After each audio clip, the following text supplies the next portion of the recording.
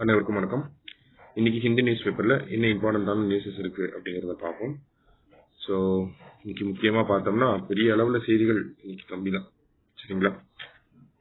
ஆனா முக்கியமான ஒரு செய்தி, நம்மளுடைய முன்னாள் பிரதமர் திரு மன்மோகன் சிங் அவர்கள் தவறிட்டார்.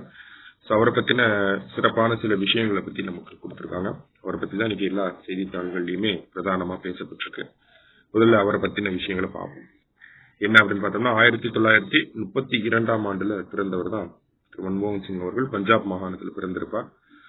1971 இந்திய அரசாங்கத்துல எக்கனாமிக் அட்வைசரா ஜாயின் பண்ணிருப்பார், சரிங்களா? லேட்டரல் என்ட்ரி அப்பாயின்மெண்டா இருந்திருக்கும் இவரோட, சரிங்களா? அடுத்தது 1972 நமக்கு காமர்ஸ் மினிஸ்ட்ரியில ஃபர்ஸ்ட் எக்கனாமிக் அட்வைசரா இருந்திருப்பார். அடுத்து பினான்ஸ் மினிஸ்ட்ரியில எக்கனாமிக் அட்வைசரா வந்திருப்பார். 1982 அது வரைக்கும் பார்த்தோம்னா பிளானிங் கமிஷனோட மெம்பரா இருந்திருப்பார், திட்டக்குழுவோட உறுப்பினரா இருந்திருப்பார். 1982 85 வரைக்கும் பார்த்தோம்னா ஆர்பிஐ கவர்னரா இருந்திருப்பார். 85 87 வரைக்கும் பார்த்தோம்னா திட்டக்குழுவோட துணைத் தலைவராக இருந்திருப்பார், சரிங்களா? சோ இவர் ஆர்பிஐ கவர்னரா இருந்தப்ப எம்ஜிஆர் அவர்களை சந்திச்ச அந்த ஒரு படத்தை தான் இந்த இடத்துல கொடுத்திருக்காங்க. பிறகு பார்த்தோம்னா 1990 என்ன ஆயிருக்கும் அப்படின்னு பார்த்தோம்னா நமக்கு பிரைம் மினிஸ்டரோட அட்வைசரா வந்திருப்பார் எக்கனாமிக்ஸ், சரிங்களா? அடுத்தது 1991 தான் என்ன ஆயிருக்கும்னா யூஜிசியோட சேர்பர்சன் அப்பாயிண்ட் பண்ணிருப்பாங்க. அதே வருஷம் தான் என்ன ஆகுது, ராஜ்யசபாவுக்கு தேர்ந்தெடுக்கப்படுகிறார் மன்மோகன் சிங் அவர்கள். 1991 தேர்ந்தெடுக்கப்பட்டது மட்டுமல்லாம 95, 2001, 2007, 2013 என பல ஆண்டுகள்ல ராஜ்யசபா உறுப்பினராக இருந்திருக்கிறார். ராஜ்யசபா உறுப்பினராக இருந்து பிரதமராகவும் இருந்திருக்கிறார். 1991 ராஜ்யசபா உறுப்பினரான இவர் நமக்கு நிதியமைச்சராக நியமனம் செஞ்சிருப்பாங்க. நிதியமைச்சராக இருக்கப்ப அந்த பட்ஜெட்ல தான் என்ன சொல்லியிருப்பார், இந்தியாவோட அந்த கொள்கையில பெரிய மாற்றங்களை கொண்டு எல்பிஜி ரிஃபார்ம்ஸ் அப்படிங்கறத கொண்டு வந்திருப்பார். லிபரலைசேஷன், பிரைவேடைசேஷன், குளோபலைசேஷன் அப்படின்னு சொல்லி ஃபாரின் டைரக்ட் இன்வெஸ்ட்மெண்ட் உள்ள கொண்டு வரதுக்கான எல்லா ஸ்டெப்ஸையும் எடுத்திருப்பார், சரிங்களா? இவரை பத்தின முக்கியமான விஷயங்கள். பின்னர் பார்த்தோம்னா 1991 96 வரைக்கும் பார்த்தோம்னா பினான்ஸ் மினிஸ்டரா இருந்திருப்பார்.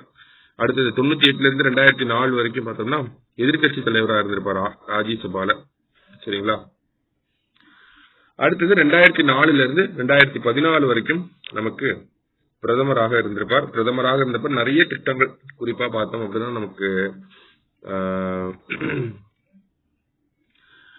2004 பார்த்தோம்னா பிரதமரான இவரு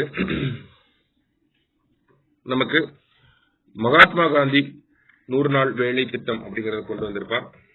அடுத்தது ரைட் டு இன்ஃபர்மேஷன் ஆக்ட் கொண்டு வந்திருப்பார் 2005. Right to education 2009, national food security act, இந்த மாதிரி பல முக்கியமான திட்டங்களையும் கொண்டு வந்திருப்பார்.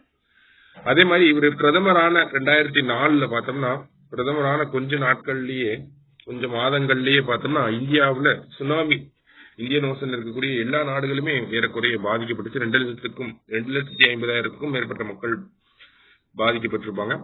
அப்ப இவரை பார்த்தோம்னா ரொம்ப அமைதியான ஒரு நபராக இருப்பார். ஆனா ரொம்ப போல்டான டெசிஷன்ஸ் எடுக்கக்கூடிய ஒரு நபராக அறியப்படுகிறார். அதை பத்தின பல இன்ஸ்டன்சஸ் தான் இந்த இடத்துல கொடுத்திருக்காங்க, சரிங்களா? இதுல எக்ஸாம் பாயிண்ட் ஆஃப் வியூல நமக்கு என்ன தேவைப்படும் அப்படிங்கறத எடுத்துக்கிட்டீங்கன்னா போதும், சரிங்களா? சோ என்னதான் சொல்லியிருக்காங்க அப்படின்னு பார்த்தோம்னா ஃபர்ஸ்ட் இந்தியா எந்த வெளிநாட்டுடைய உதவியும் வாங்காது அப்படிங்கறத சொல்லியிருப்பார் உடனே எடுத்தோடனே சுனாமி அட்டாக் ஆனோடனே.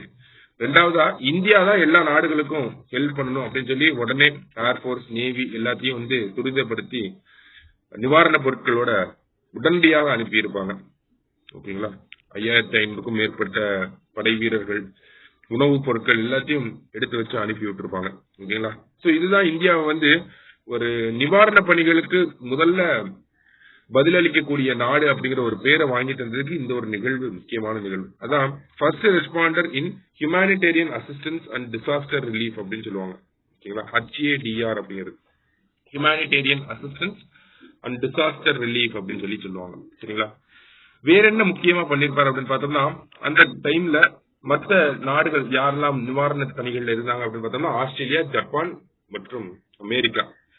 சோ பின்னர் இந்த நாடுகள்லாம் சேர்ந்துதான் என்ன ஆகுது அப்படின்னு பார்த்தோம்னா நமக்கு இந்த குவாட் கூட்டமைப்பு அப்படின்னு சொல்லி உருவாகுது, சரிங்களா?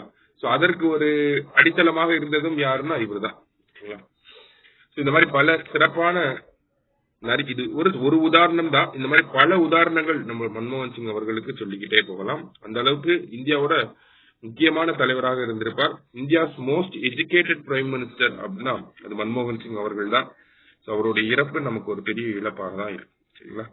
இன்னைக்கு முக்கியமான செய்திகளை பார்த்திருக்கோம். நன்றி.